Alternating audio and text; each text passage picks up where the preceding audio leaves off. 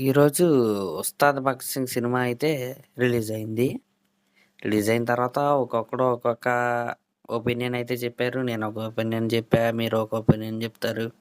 కొంతమందికి నచ్చింది. కొంతమందికి నచ్చలేదు. ఇవన్నీ పక్కన పెడితే సినిమాని నిలబెట్టిన కొన్ని సీన్స్ అయితే ఉంటాయి.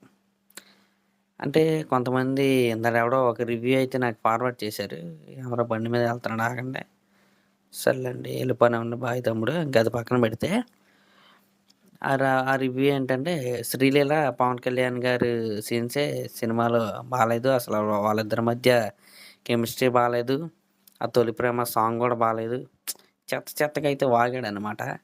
అసలు సెకండ్ హాఫ్‌లో సినిమాని నిలబెట్టిన సీక్వెన్సే అది. సినిమాలో హైలైటే అది.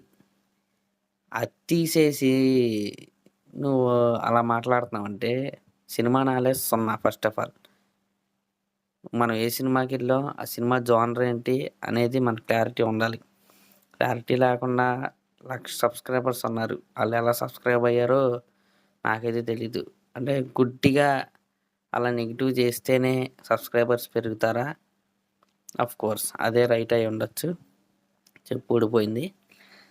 దీని గురించి సీరియస్‌గా మాట్లాడడం లేదు గానీ, అంటే సినిమాలో మెయిన్‌దే బాలేదు అంటే నాకసలు నచ్చలేదు. సినిమాలో హైలైట్ అది.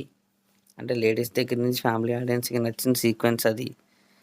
అలాంటా అదే బాలేదని ప్రాపగండా చేస్తున్నారంటే, అలాంటి వేస్ట్ గాళ్ళకి అంతమంది సబ్‌స్క్రైబర్స్ అవసరం అంటారా? ఆ వేస్ట్ గాడు ఎవడో